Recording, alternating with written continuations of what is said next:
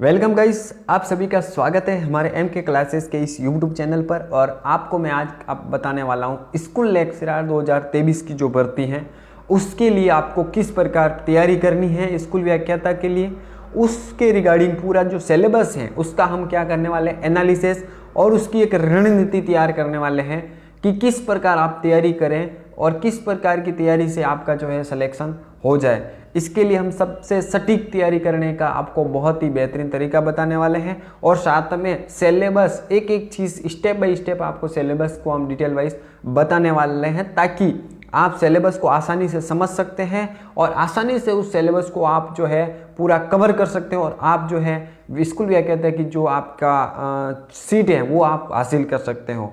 तो चलिए हम आज के इस क्लास की शुरुआत करते हैं। देखते हैं सबसे पहले किस प्रकार आपको रणनीति बनानी है, किस प्रकार के पेपर्स होते हैं।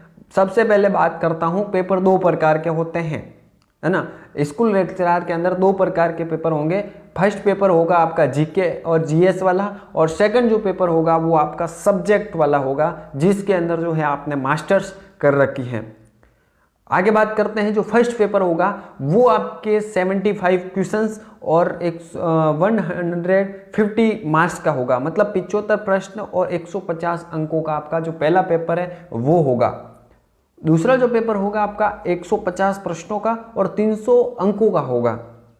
तो एक अनुमान आप लगा सकते हो कि एक जो क्वेश्चन है वो 2 नंबर का आपके आने वाला है। फिर बात करते हैं जो क्वेश्चंस का टाइप आता है ना, वो पूरा वस्तुनिष्ठ आएगा, यानी कि आपको चॉइसेस ऑप्शन मिलेंगे, उसके अंदर आपको हल करने होते हैं। बात करते हैं इसके अंदर जो है नेगेटिव मार्किंग ये भी होती है। नकारात्मक अंक की बात करें तो आपका जो उत्तर सही होगा उस अंकों का 1/3 जो है वो काट दिया जाएगा अगर आप गलत उत्तर का चयन करते हो तो।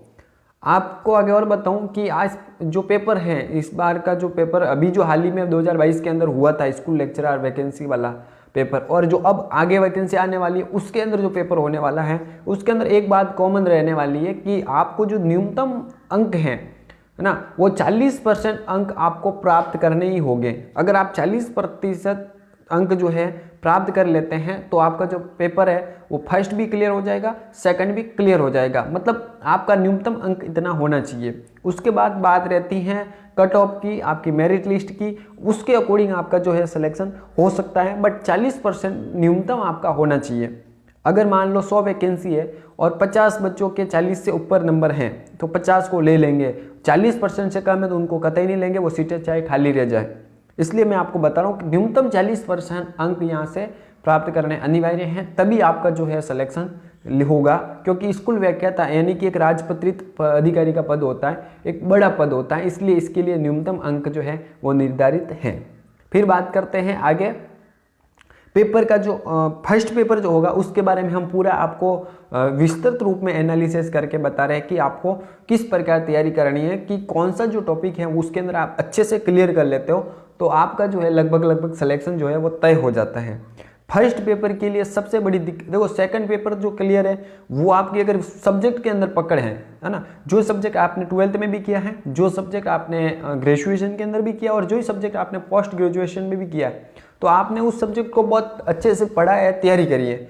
तो अब आपको फर्स्ट जो सेकंड पेपर है वो तो आपका वैसे मतलब कि 40% एबो आपके नंबर आ सकते हैं, बट जो फर्स्ट पेपर होता है उसके अंदर बहुत सारे बच्चे क्या होते हैं 40% भी कवर नहीं कर पाते, तो वहाँ वो बिक रह जाते हैं। इसलिए जो फिर सेकंड पेपर में ज़्यादा नंबर भी अच्छे नंबर आ जाए तो वो कोई मायने नहीं रखता। इसलिए मैं आपको बताने वाला हूँ एक स्टेप बाय स्टेप, एक टॉपिक बाय टॉपिक जो सिलेबस के अंदर दिया है उस सिलेबस को एनालिसिस करते हुए कि किस सिलेबस के अंदर जो टॉपिक दिया उसमें से कितने अंक आने की संभावना है और कितने प्रश्न बन के आपके आएंगे। तो अभी जो एग्जाम्स हुआ था 2022 के अंदर उसके अंदर ये चीज़ जो मैं बता रहा हूँ ये इस प्रकार की चीज़ें जो है उस सिलेबस के अंदर भी थी और एग्जाम के अंदर भी सेम टू सेम पूछी गई थी। तो सबसे पहले मैं बता रहा हूँ आपको भारत एवं राजस्थान का इतिहास के बारे में अगर बात करें तो इतिहास के बारे में आपको 15 प्रश्न पूछे जाएंगे और ये जो 15 प्रश्न हैं ये लगभग आपके 30 अंकों के होंगे। कितने अंकों के होंगे? 30 अंकों के ये प्रश्न आपके होंगे। फिर बात करते हैं शैक्षिक प्रबंधन। यानी कि जो स्कूल मैनेजमेंट वाला जो आपका ये है टॉपिक है, उसमें से भी लगभग 15 क्वेश्चंस पूछे जाएंगे और ये भी जो क्वेश्चंस है वो 30 अंकों के आपको पूछे जाएंगे। तो ये दो एक देख सकते हो आप, दो बड़े टॉपिक है और इसमें से आपको 15 प्रश्न, यानी कि जो स्कूल मैनेजमेंट वाला अगर किसी के कंप्लीट हो जाता है तो 15 क्वेश्चन तो आपको यहीं से क्लियर हो जाते हैं। फिर हिस्ट्री के रिगार्डिंग अगर आपके 15 क्वेश्चंस कंप्लीट है तो ये दोनों मिला के 30 क्वेश्चंस यहाँ हो जाते हैं, यानी कि 60 अंक का आपके कंप्लीट हो गया। फिर बात करते हैं आपके जो आपका करंट है, आज के अगर समय के अंदर देखें तो करंट बहुत बड़ा मायने रखता है और करंट भी बहुत अच्छे लेवल का पूछा जाता है। इसके लिए मैं बात करूँ तो लगभग 10 क्वेश्चंस और 20 अंकों के ये पूछे गए थे पिछले एग्जाम्स के अंदर, तो आगे आने वाले जो एग्जाम्स हैं उसके अंदर भी ये पूछे जाएंगे। फिर बात करते हैं सामान्य हिंदी एवं जो सामान्य अंग्रेजी यानी कि जनरल इंग्लिश, इसके बारे में भी आपको 5-5 क्वेश्चन दोनों से देखने को मिलेंगे और ये जो है ये भी 20 अंकों का होगा। तो आपको यहाँ एक अनुमान पता चल रहा है कि लगभग ये जो टॉपिक है, चार जो सब्जेक्ट है ना, हिस्ट्री, स्कूल मैनेजमेंट और करंट अफेयर्स और जो जनरल हिंदी और जनरल अंग्रेजी, ये जो टॉपिक है अगर ये आप क्लियर कर लेते हो तो लगभग 30, 40, 50 प्रश्न तो आपके यहीं से क्लियर बैठ जाते हैं। मतलब 100 नंबर जो है आपके यहाँ से बन सकते हैं। आप अगर इन 4 जो विषय इसके अंदर भी अच्छी सी तैयारी करते हो तो आप आराम से पेपर जो है पहला कवर कर सकते हो। फिर देखते हैं अगला बात करते हैं गणित और तार्किक क्षमता, मेंटल एबिलिटी है और आपकी जो मैथ्स है उसके बारे में भी 10 क्वेश्चंस और लगभग 20 अंकों के ये प्रश्न जो है पूछे जाते हैं, 20 नंबर के क्वेश्चंस पूछे जाते हैं। फिर बात करते हैं जो जनरल साइंस है तो 5 क्वेश्चंस पूछे जाते हैं, 10 जो है नंबर से यहाँ का वेटेज रहता है, 10 नंबर से यहाँ से पूछे जाते हैं। फिर बात करते हैं राजस्थान की ज्योग्राफी यानी कि राजस्थान के भूगोल के बारे में, तो 5 क्वेश्चंस आएंगे और मात्र 10 नंबर का। देखो राजस्थान भूगोल इतना बड़ा पार्ट है, फिर भी इसके अंदर जो है मात्र 5 क्वेश्चंस और 10 अंकों का ही पूछा जाता है। दूसरी बात करते हैं पॉलिटी की, तो पॉलिटी के 5 क्वेश्चंस और 10 अंक के। बात करूं मैं पॉलिटी की तो ये 5 क्वेश्चंस हर किसी के बस की बात नहीं होते, इतने लेवल के प्रश्न पूछे जाते हैं, बहुत गहराई से पूछे जाते हैं। क्योंकि जो मैंने शुरुआत में बताया था कि स्कूल व्याख्याता की जो पोस्ट है वो एक राजपत्रित अधिकारी की, आपको एक मोहर मिलती है, बाकायदा आपके पास अधिकार मिलता है, बहुत बड़ा अधिकार होता है। यानी कि एक स्कूल के अंदर अगर एक प्रिंसिपल की पोस्ट खाली और एक स्कूल व्याख्याता, उस स्कूल व्याख्याता के पास एक प्रिंसिपल की पावर रहती है। इसलिए मैं कहता हूँ कि ये जो पोस्ट है उस पोस्ट के अनुसार सिलेबस देख रहे हो आप, मतलब राजस्थान का भूगोल बहुत कम है, बट भारत का भूगोल और भारत का और राजस्थान का जो हिस्ट्री वाला पार्ट है ये बहुत इंपॉर्टेंट रहता है, बहुत मायने रखता है। यहाँ पे आपका सिलेक्शन तय होता है कि अगर हिस्ट्री के अंदर आप अच्छे से अच्छे तैयारी कर रखी है, प्रॉपर है, एक मतलब आपने तैयारी करी है, कोई सा भी प्रश्न आपसे पूछा जाए वो आप हल कर सकते हो, तो आपको कोई पेपर के अंदर रोक नहीं सकता है। फिर बात करते हैं स्कूल मैनेजमेंट की, तो स्कूल मैनेजमेंट की एक अच्छी सी गाइड ले लीजिए, है ना। या फिर आपने बीएड जब करी थी तो उसके अंदर भी बीएड के अंदर स्कूल मैनेजमेंट से रिलेटेड आपको जो एक सब्जेक्ट होती है पार्टिकुलर, तो उसको भी आपने पढ़ा होगा। आपके पास नोट्स अगर उपलब्ध हो तो वो आप पढ़ सकते हैं, या एक अच्छी गाइड लाके आपको पढ़ लेनी है, यहाँ आपका पूरा कवर हो जाता है। समसामयिकी की बात करें तो जो करंट अफेयर है आपको इसके लिए तो क्या है, मुमल या फिर एक आदि अच्छी अभी पुस्तकें मार्केट के अंदर आ रही है, तो एक गाइड लानी है। बार बार आपको मैं बता रहा हूँ कि अन्य गाइड नहीं लानी, मतलब 4-5 आप जनरल करंट की लाए तो आप कंफ्यूजन हो जाओगे, इससे एक गाइड लाओ अच्छी सी हो जो विश्वसनीय हो। फिर बात करते हैं सामान्य हिंदी और सामान्य अंग्रेजी की, तो इसके लिए बुक मिलती है सामान्य अंग्रेजी की, और जो हम सिलेबस अभी बताएंगे उसके अकॉर्डिंग हम हिंदी की पूरी आपको सिलेबस वाइज क्लास भी अपलोड कर देंगे, आप देख सकते हैं। और भी अगर चाहो आप तो एक अच्छी सी बुक आप परचेज कर सकते हो। फिर बात करते हैं रीजनिंग और मैथ्स से रिलेटेड, तो रीजनिंग से रिलेटेड सारे क्वेश्चन जो है टॉपिक वाइज हम आपको बता देंगे इस चैनल के माध्यम से ही। और जो मैथ्स से रिलेटेड है वो चीज़ें आपको कुछ इंपॉर्टेंट चीज़ें जो है वो मैं बता दूंगा, क्योंकि मैथ्स का जो एग्ज़ाम 2022 के अंदर हुआ था तो 3 प्रश्न कैसे कुछ आए थे मैंने जहाँ तक देखा था, तो इसलिए मैथ्स का ज़्यादा समय मतलब ख़राब नहीं कर सकते अपन, क्योंकि अपन उस समय को अच्छे से जो सेकंड पेपर उसके अंदर भी अपन को लगाना है और फर्स्ट पेपर है उसके अंदर भी अपन को दूसरी चीज़ों के अंदर लगाना है। क्योंकि गणित के अंदर क्वेश्चन ऐसा पूछा जाता है जो कि बच्चा आते हुए भी गलत कर देता है और नहीं आता है वो भी टिक करके आ जाता है तो भी हो सकता है ना। इसलिए गणित के लिए समय आपको चाहिए। फिर मेंटल एबिलिटी के लिए तो आपको पता ही है, आते ही है क्वेश्चन आएंगे, और मेंटल एबिलिटी की बात करूँ, जैसे आपको विचार हो गया कि बहुत हाई होता होगा, ऐसा ऐसा कुछ भी नहीं। नॉर्मल जो होती है मेंटल एबिलिटी के क्वेश्चंस जो आते हैं अभी जो सीईटी के एग्जाम के अंदर पूछे गए वैसे के वैसे ही आते हैं, ज़्यादा कुछ टफ नहीं आते हैं। फिर बात करते हैं साइंस की, तो जनरल साइंस के अंदर जनरल क्वेश्चंस जो होते हैं वो पूछे जाते हैं। पॉलिटी के अंदर मैंने बात कर दी, ज्योग्राफी के अंदर मैंने बात कर दी। अब बात करते हैं नेक्स्ट स्लाइड की। तो सबसे पहले बात करते हैं जो आपका राजस्थान का इतिहास और जो भारतीय इतिहास है उसके बारे में। और ये जो है भारतीय जो राष्ट्रीय आंदोलन है इस पर विशेष जोर देने वाला है, इसलिए आपको मैं बताता हूँ कि सिलेबस के अंदर जो एक एक टॉपिक दिया हुआ है उस टॉपिक के अनुसार आपको किस प्रकार तैयारी करनी है ताकि आपका जो पेपर है वो अच्छे से हो जाए और आपको कोई परेशानी ना हो। तो सबसे पहले देखते हैं हम गुप्त और जो गुप्त काल और मुगल काल के दौरान जो साहित्य कला और वास्तुकला का जो विकास हुआ उसके बारे में आपको प्रश्न पूछा जाएगा। तो आपको नो डाउट रहना है, इसके बारे में आपको पढ़ना है। एक नोट भी कर सकते हो आप सिलेबस को अपने बुक के अंदर या फिर एक पेज के अंदर A4 साइज पे, और आप लगा सकते हो अपने कमरे के अंदर कि ये टॉपिक है, इसके अंदर ये चीज़ें पूछी जाती है। फिर बात करते हैं 1857 का स्वतंत्रता संग्राम। ये तो हर एग्जाम के अंदर पूछा जा रहा है, तो इसको आपको याद करना ही होता है। ये तो भारत की बात कर रहा हूँ मैं, ये जो है पूछा जाएगा भारत से रिलेटेड है ना, भारत में 1857 की क्रांति के बारे में। फिर बात करते हैं राष्ट्रवादी आंदोलन जो हुए उसके बारे में है ना। फिर उसके अंदर जो सावरकर है, बंकिम चंद्र है ना, लाल है, बाल भाल, चंद्रशेखर आजाद, भगत सिंह जी, रास बिहारी बोस, सुभाष चंद्र बोस, इनके बारे में विशेषकर प्रश्न बनते हैं। और फिर बात करते हैं नेक्स्ट सामाजिक और धार्मिक जो पुनर्जागरण हुए जिसमें राजा राम मोहन राय है, स्वामी दयानंद सरस्वती हैं, विवेकानंद हैं, इनके बारे में खास प्रश्न बनते हैं। फिर बात करेंगे आपके राजस्थान की प्राचीन सभ्यता है जिसके अंदर बात करें कालीबंगा, आहड़ और गणेश्वर और बेहराट, ये 4 सभ्यता लिखी है इस सिलेबस के अंदर। तो आपको 4 ही आपको सभ्यता पढ़नी है, अन्य आपको नहीं पढ़ना है। अगर इस एग्ज़ाम की तैयारी कर रहे हो, अगर आप पूरा पढ़ते हो तो बेटर है कि आपको अन्य एग्जाम के अंदर भी हेल्प करे, बट इस एग्जाम की तैयारी करो। ये 4 कापी है, इस चारों के बारे में आपको अच्छे से पढ़ना है। फिर बात करते हैं 8वीं से 18वीं शताब्दी के बीच में राजस्थान का इतिहास। ये जो टॉपिक है ये बहुत बड़ा अहम फैक्टर रहता है। इसके अंदर से लगभग 4-5 क्वेश्चंस इस टॉपिक से ही बन जाते हैं।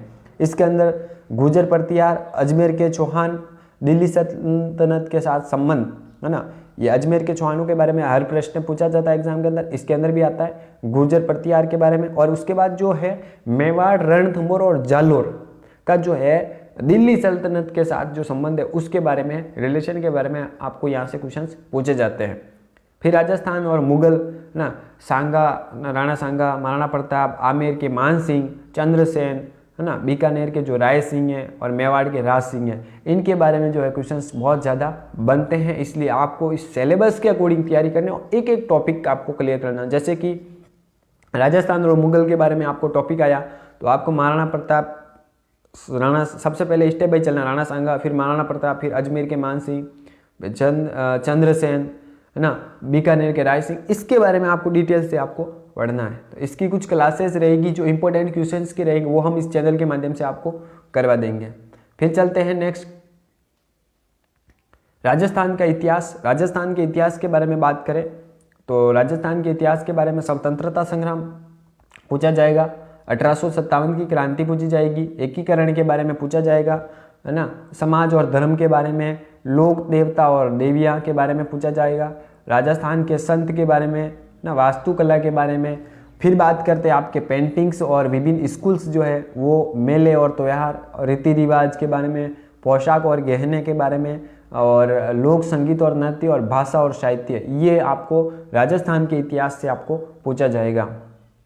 फिर बात करते हैं नेक्स्ट जो स्कूल मैनेजमेंट से रिलेटेड क्वेश्चन आएंगे वो इस प्रकार के सिलेबस के अकॉर्डिंग आएंगे, आपको देखने को मिलेंगे। आपको करना क्या है, सिलेबस के अंदर जो टॉपिक दिए हुए हैं एक एक टॉपिक एक क्लियर करना है। आपको ऐसा नहीं कि एक साथ करने बैठोगे आपको नहीं होगा, आपको एक एक टॉपिक के अंदर जो प्रश्न पूछे गए हैं अब तक 2-3 एग्जाम के अंदर उसके अकॉर्डिंग आपको तैयारी करनी है कि कौन से क्वेश्चन पर ज़्यादा आरपीएससी फोकस करती है उस प्रकार से। जैसे कि शैक्षिक प्रबंधक की बात करें तो क्वेश्चंस आते हैं, इसके बात करेंगे अपन कार्य सिद्धांत की, कुल गुणवत्ता प्रबंधन, जो शिक्षा की गुणवत्ता है उसके बारे में, शैक्षिक पर्यवेक्षण निरीक्षण के बारे में, है ना। संस्थागत योजनाएं, जो विद्यालय की योजनाएं होती है उसके बारे में पूछा जाएगा। नेतृत्व शैली, आपका जो शैक्षिक परिदृश्य है वो उसके बारे में। प्राथमिक, है ना, माध्यमिक शिक्षा के निम्नलिखित संगठित और कार्य। उसके अलावा जो आपका बोर्ड है, IAS है, डाइट है ना, SCRT है, ये इनके बारे में आपको क्वेश्चंस बनेंगे, आपको यहाँ से पूछे जाएंगे। इनकी फुल फॉर्म भी पूछी जा सकती है, इसलिए आपको अच्छे से तैयारी करनी है। स्टेट ओपन स्कूल के बारे में, है ना, और जो राजस्थान स्टेट टेक्स्ट बुक वाला है, पुस्तकालय वाला, इसके बारे में। और उसके बाद क्वालिटिकल एजुकेशन के बारे में। उसके बाद दीक्षा राइज इस्माइल जो प्रोग्राम चल रहे हैं उसके बारे में आपको पूछा जाएगा। शिक्षा दर्शन, शिक्षा वाणी, समग्र शिक्षा और निःशुल्क और अनिवार्य जो शिक्षा के अधिकार अधिनियम, उसके बारे में आपको प्रश्न बनते यहाँ से दिखेंगे। आपको ये पूरा एक सिलेबस पूरा विवरण अनुसार आपको याद करना। फिर करंट के बारे में, तो करंट के अंदर जो जनगणना उसके बारे में पूछा जाएगा। और आपको बात करें तो विशेष संदर्भ में विकास वर्तमान कार्य, राजस्थान के जो विकास कार्यक्रम है उनके बारे में।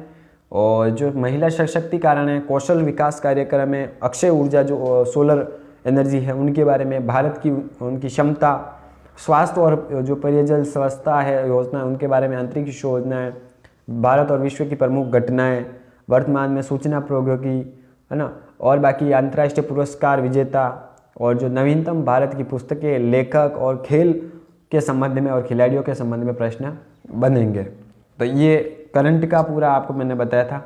आगे बात करते हैं गणित, मैथ्स के बारे में जो पूछा जाएगा वो इस प्रकार रहेगा। मैथ्स बहुत इजी, आप सोचते हो इजी नहीं रहेगी, मैथ्स बहुत टफ लेवल की रहेगी। इसके अंदर देखिए पहले प्राकृतिक परिमेय और अपरिमेय संख्या, वास्तविक संख्या है, फिर संख्याओं की संक्रिया है, वास्तविक संख्याओं के घातांकों के नियम, परिमेय संख्याओं के दशमलव प्रसार, बहुपद शून्यक, और देखिए बहुत सारी चीज़ें जो है आपको यहाँ पे देखने को मिलेगी जो आपने अभी तक पढ़ी होगी शायद 12th तक। और अगर आप आर्ट्स से हो तो आप 12th के बाद 10th के बाद भूल चुके होंगे। बट आपको अगर मैथ्स के अंदर पकड़ रखनी है, इन चीज़ों पे से लगभग पुराने जो पेपर के अंदर प्रश्न पूछे गए उसके आधार पर तैयारी करनी मैं मैथ्स के लिए आपको सलाह दूंगा। क्योंकि मैं मेरी पर्सनली बात बताऊँ, मैं पिछली बार एग्ज़ाम दिया था तो बहुत सारी चीज़ें ये थी कि मैं खुद ही गणित के अंदर जो है इन चीज़ों के अकॉर्डिंग तैयारी करके गया था, पर एग्ज़ाम के अंदर जो 4-5 क्वेश्चन आए थे, 3-4, तो वो देख के ऐसा नहीं लगा था कि यहाँ से मैंने जो शायद किया वो आया। तो फिर वहाँ पे ऐसा होता है कि आप कंफ्यूजन हो जाए कि छोड़े कि नहीं छोड़े इसको, क्योंकि इसके पीछे तैयारी होती है और तैयारी करने के बाद भी उसमें से क्वेश्चन नहीं आता है तो बहुत सारी चीज़ें होती है। फिर आपको एक ही चीज़ है, या तो एक तुक्का लगा देते हैं, 3-4 क्वेश्चन, एक को तुक्का लगा दे, 2 को तुक्का लगा, 2 छोड़ देते हैं, नहीं आ रहा तो ऐसा होता है। इसलिए आपको देखना है कि आपको अच्छी पकड़ है तो अच्छी बात है, बट नहीं तो आपको समय ज़्यादा इस पर व्यर्थ नहीं करना। उससे अच्छी है कि आप इस रीजनिंग के अंदर अपना अच्छा समय लगाएं, क्योंकि यहाँ से आपको अच्छे क्वेश्चंस बनते हैं दिखेंगे। इसके अंदर देखिए पूरा सिलेबस आपको मैंने बताया, कोडिंग वाला, श्रृंखला वाला, सादृश्य, रक्त संबंध, तार्किक व्यन आरेख, वर्णानुकूल प्रशिक्षण, संख्या रैंकिंग, समय अनुक्रम प्रशिक्षण, गणितीय संचालन, अंकगणित, डाटा व्याख्या, क्यूब्स, सांख्यिकी, ये सारी की सारी चीज़ें यहाँ से आपको पूछी जाएगी। फिर बात करते हैं नेक्स्ट है अपना राजस्थान का भूगोल, स्थानीय जो है सीमा, आकार है, भौतिक विशेषताएं जो है राजस्थान की, जल निकासी, जलवायु है, और जनांकीय जो सांख्यिकीय लक्षण है उसके बारे में, और जो कृषि, पशुधन, खनिज संसाधन, ऊर्जा संसाधन, जो प्रमुख संसाधन है उसके बारे में, पर्यटन और परिवहन से संबंधित, उद्योग और व्यापार से संबंधित आपको यहाँ से क्वेश्चंस बढ़ेंगे। आपको मैं इसके लिए एक ही सजेस्ट करूँगा कि आप एक अच्छी सी गाइड लें और ये टॉपिक ही क्लियर करें, आपका सारा का सारा भूगोल का है क्लियर हो जाएगा। अन्य बहुत सारी भूगोल के अंदर चीज़ें हैं वो शायद इसके लिए कोई काम की नहीं है, आप अन्य एग्जाम की करें बहुत अच्छी बात है, पर इन जो फर्स्ट पेपर इसके लिए ज़्यादा कोई चीज़ है नहीं। इसलिए आप उतनी समझदारी से और जो मांगा जाएगा एग्ज़ाम के अंदर उसी अकॉर्डिंग तैयारी करें। फिर बात करते हैं नेक्स्ट है हमारा सामान्य हिंदी के बारे में। तो हिंदी के बारे में बहुत अच्छे क्वेश्चंस आएंगे। इस जो टॉपिक दिए उसमें से सिर्फ 5 क्वेश्चन आएंगे, मतलब 5 क्वेश्चन आएंगे 10 नंबर के। आप सोच सकते हो कि सारा याद करके गए, नंबर आए खाली 5, सॉरी क्वेश्चंस जो आए वो सिर्फ 5। अब आप सोच सकते हो कि उनमें से आपको चयन करना है कि कौन से क्वेश्चंस मैं करूँ। पिछली बार एग्जाम के अंदर 2 क्वेश्चन सक्रमक अक्रमक वाले आ गए थे, और एक क्वेश्चन जो था वो हिंदी का इंग्लिश के अंदर ट्रांजैक्शन या इंग्लिश का हिंदी के अंदर ऐसा था ना, अंग्रेजी के पारिभाषिक शब्द हो गया था, और जो उपसर्ग प्रत्यय वाला होता है वो आता ही, और संधि विच्छेद वाला आता ही है। तो आपको देखना है कि कौन से ऐसे क्वेश्चन जो है पिछले एग्जाम के अंदर है वो आपको तैयार करना है। सारा का सारा आपको तैयार रेडी रहना है, पर मेन फोकस उन चीज़ों पर करना है जो पिछली बार पूछे जा चुके हैं। अगला देखते हैं अंग्रेजी का। जनरल इंग्लिश के बारे में अगर बात करें, टेंस के बारे में आपको पूछा जाएगा, और वॉइस जो एक्टिव एंड पैसिव वॉइस होती है उसके बारे में आपको पूछा जाएगा। और उसके बाद नरेशन, डायरेक्ट इनडायरेक्ट नरेशन बनाना, ये 2 क्वेश्चन तो आपको यहाँ से बनते दिखते हैं और आएंगे। उसके बाद यूज़ आर्टिकल ये आता है, और उसके बाद करेक्शन का सेंटेंस जो लिखा हुआ था उसके अंदर करेक्शन करना, उसके अंदर सब्जेक्ट वर्ब है ना, एग्रीमेंट डिग्री, और उसके अलावा आप एडजेक्टिव करना, इस तरह से क्वेश्चंस के अंदर पूछा जाता है। फिर कनेक्टिव जो रॉन्गली वर्ड है उसको सही जगह यूज़ करना है ना, टेक्निकल टर्म्स होती है उस, ये चीज़ें जो है फॉर्मली इसके अंदर पूछी जाती है। आप अगर एग्ज़ाम दे रखा है या नहीं तो पिछला एग्ज़ाम का जो पेपर उसको देख के आपको इस तरह की तैयारी करनी है। फिर बात करते हैं जो पॉलिटी है, इंडियन जो पॉलिटी है, जो प्रशासन है, राजनीति विज्ञान और प्रशासन, उसके बारे में आपको मैं एक चीज़ बोलूँगा। क्वेश्चन चाहे यहाँ से 5 बनते हैं, कितने क्वेश्चंस, 5 क्वेश्चंस बनते हैं, पर 5 क्वेश्चंस ऐसे बनते हैं जो अभी तक जो आपने एग्जाम दिया उससे हट के रहते हैं, क्योंकि हर बार इसके अंदर नया पूछा जाता है।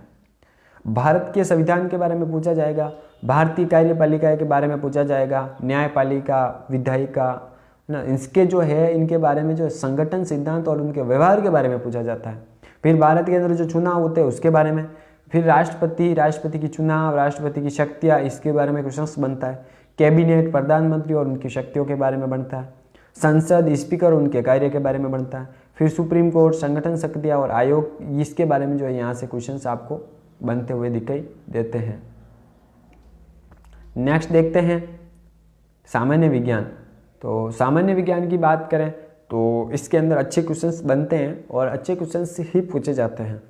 सबसे पहले बात करें परमाणु और अणु के बारे में, तो यहाँ से परमाणु और अणु के बारे में क्वेश्चंस बनते हैं। आप अच्छी सी गाइड लाएंगे तो उसके अंदर सारे के सारे फर्स्ट ग्रेड के नाम से गाइड लाओगे तो उसके अंदर ये चीज़ें आपको क्लियर मिल जाएगी।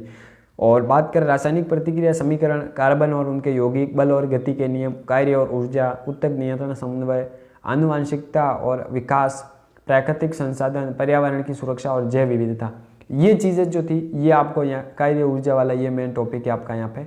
ये चीज़ें जो है बार बार एग्जाम के अंदर पूछी जाती है और वो चीज़ें आपको याद करनी है। बट मैं आपको सजेस्ट करूँगा कि सामान्य विज्ञान के लिए एक अच्छी सी गाइड लाए जिसके अंदर ये सारे के सारे टॉपिक हो और आप उसको एक ही साथ में क्लियर करते हुए। दूसरी चीज़, आपको ऐसी चीज़ें पढ़नी है जो आपको ये कह सकते प्रमाणित हो। ऐसा नहीं कि आप हर कहीं से कंटेंट मिल गया, नोट्स मिल गया, आप पढ़ना शुरू कर दिया, जब पता चला कि एग्जाम के अंदर तो ये पूछे ही नहीं गए, आपने समय बर्बाद कर दिया। जो चीज़ें थी नहीं वो चीज़ें भी आप पढ़ के चले गए। आपको अगर तैयारी करनी है तो उस चीज़ों के पीछे तैयारी करो जो वास्तव में आपको एग्जाम के अंदर पूछी जाती है और आपको वो चीज़ें काम की हो, और जिसकी ज़रूरत लगे उसकी गाइड ले आइए। एक अच्छी सी गाइड मिलती है मार्केट के अंदर, मैं किसी का नाम नहीं लूँगा, पर अच्छी गाइड मिलती है, उससे अकॉर्डिंग तैयारी करिए, आपका अच्छे से पेपर का हो सकता है। और दूसरी बात बताऊंगा, जो आप पढ़ेंगे उसका एक सेल्फ नोट्स क्रिएटेड करना शुरू कर दीजिए। उसके बारे में मेन आपको नोट्स ऐसे नहीं बनाने कि उसको पूरा लिखना, ऐसा नहीं है। आपने चीज़ लिखी, कुछ पढ़ा, उसके आगे बस उसका नाम लिख लो, है ना। 1857 की क्रांति का आरंभ कहाँ हुआ था, आगे नाम लिख लो कहाँ से हुआ था, अब वहाँ के शासक कौन थे उस समय, वहाँ के राजा कौन थे, जो भी चीज़ें हैं वो आप उस तरह से आगे लिख लो, आपका काम बन गया। फिर पढ़ते समय आपको ध्यान क्या रखना है, चीज़ मेन और उसके आगे वाला एग्जाम के अंदर वही चीज़ें पूछी जाती है। आप पूरा बना के याद करके जाते हो, पूछा इतना सा जाता है, जो मेन चीज़ होती है वही। ठीक है, तो ये हमारी क्लास थी। आपको अगर क्लास अच्छी लगी है और आपको ये क्लास ऐसा लगता है कि वास्तव में हमारे लिए हेल्पफुल रहेगी, सिलेबस पूरा एनालिसिस करके मैंने बताया है, तो आपको अच्छी लगे तो आप हमारे इस जो चैनल है इसको आप सब्सक्राइब जरूर करें, ताकि आपको आने वाले समय के अंदर जो है वीडियो मिलती रहे। और आप लाइक जरूर करें, दोस्तों के साथ शेयर जरूर करें और कमेंट करके जरूर बताएं कि आपको वीडियो कैसा लगा। चलते हैं, मिलते हैं नेक्स्ट क्लास के अंदर, तब तक के लिए आपका दिन जो है वो शुभ रहे।